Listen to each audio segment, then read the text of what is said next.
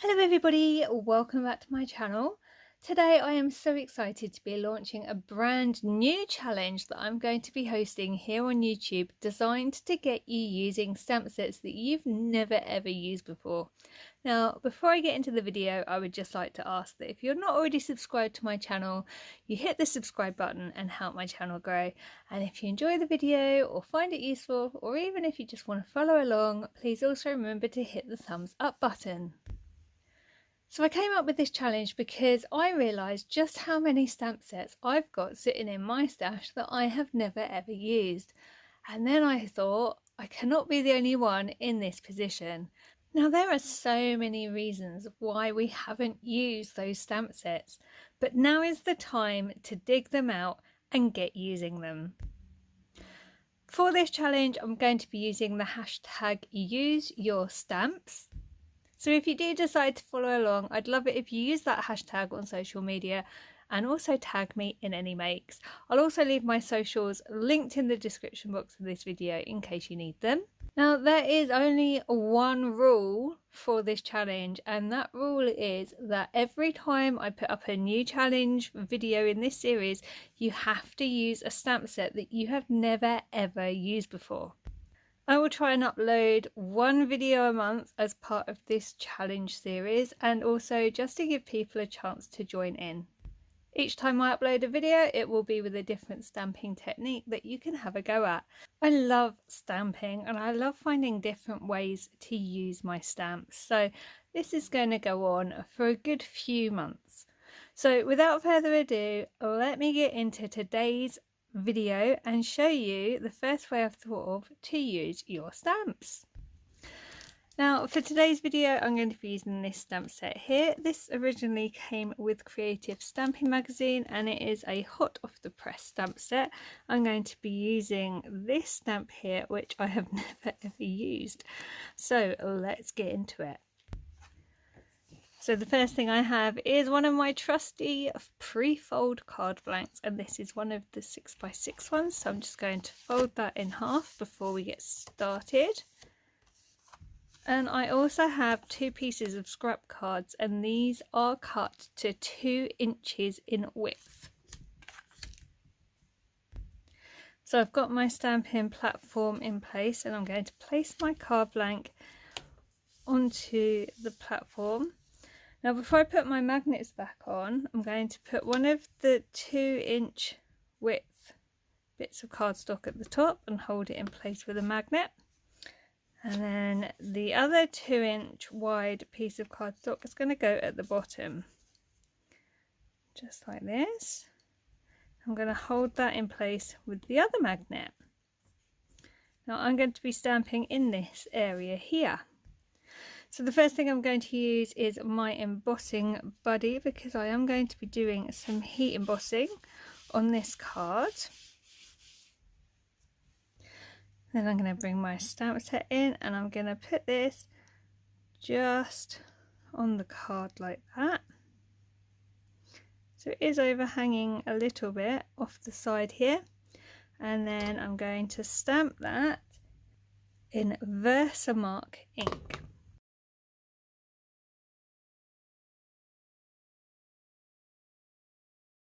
Now what I'm going to do is I'm going to move the stamp along slightly,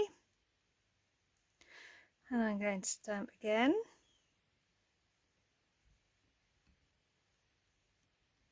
This time it's overhanging the platform this side.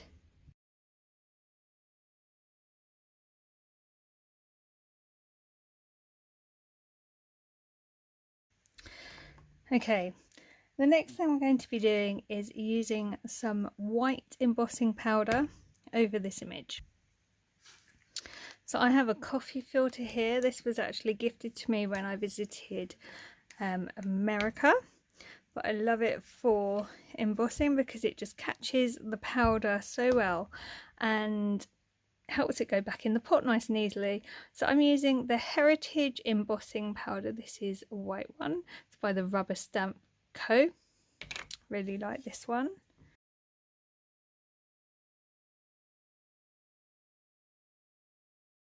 There we go. So that is ready to be set with my heat tool. So just put you on high speed while I set that so you don't have to put up with the noise of the embossing tool.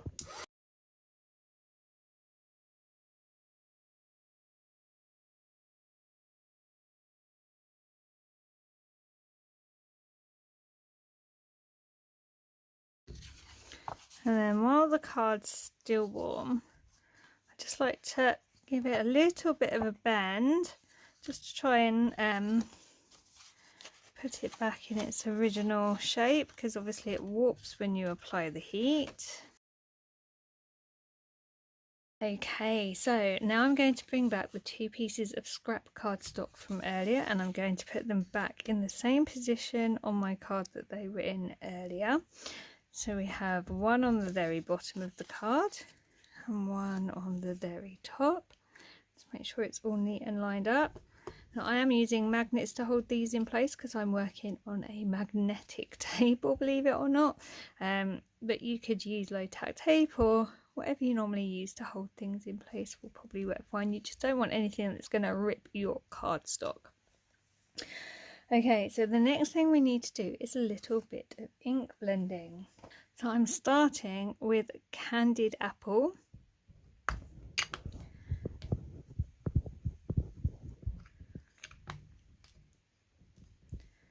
And I'm going to be very careful because it's just leaked on my fingers. But I'm just going to have this off this side here.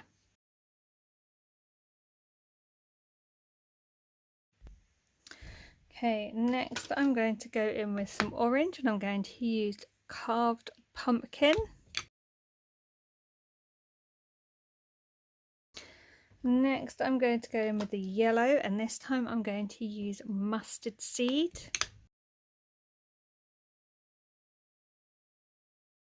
Next I'm going to be going in with a green, and I'm going to be using Twisted Citron.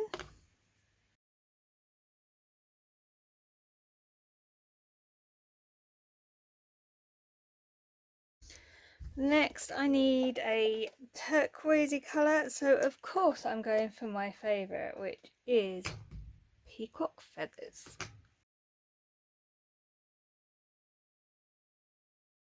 And lastly I want a purpley colour, so I'm going to be using Wilted Violet.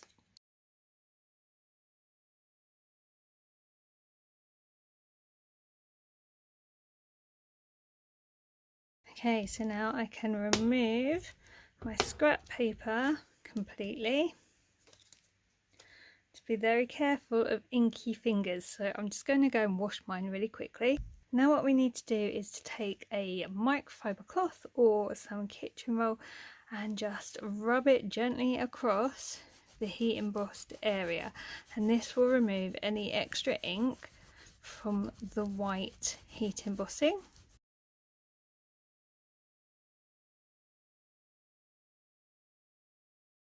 So now I just need to add my sentiment. So I'm going to bring my stamping platform back in.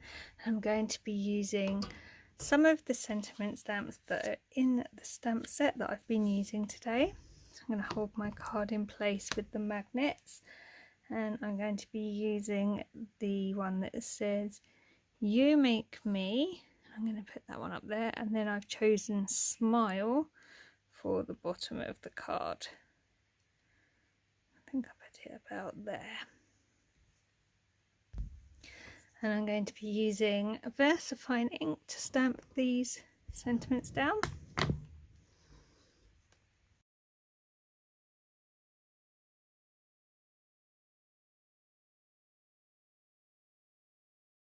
And then just as a finishing touch for this card, I've got these really beautiful little handmade butterflies. I didn't make these, I've actually had these in my stash for years, but I think I'm going to put one just down here. And then I'm going to be using some Nuvo drops as well, and this one is in Pink Orchid.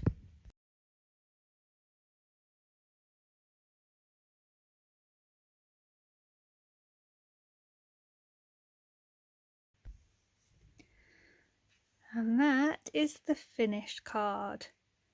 Isn't it pretty? I'm really pleased with that one. So that's just a really simple way of using the resist technique to create a really pretty card using a stamp set that you may not have used before. Let me know what you think of the card in the comments below. Do you like it? Do you like the technique? I'd be really interested to know. And also don't forget to let me know if you're going to be following along and joining in with my challenge. Thank you so much for watching today. I really appreciate you taking time out of your day to stop by and watch my video, and I really hope you'll join in with my challenge.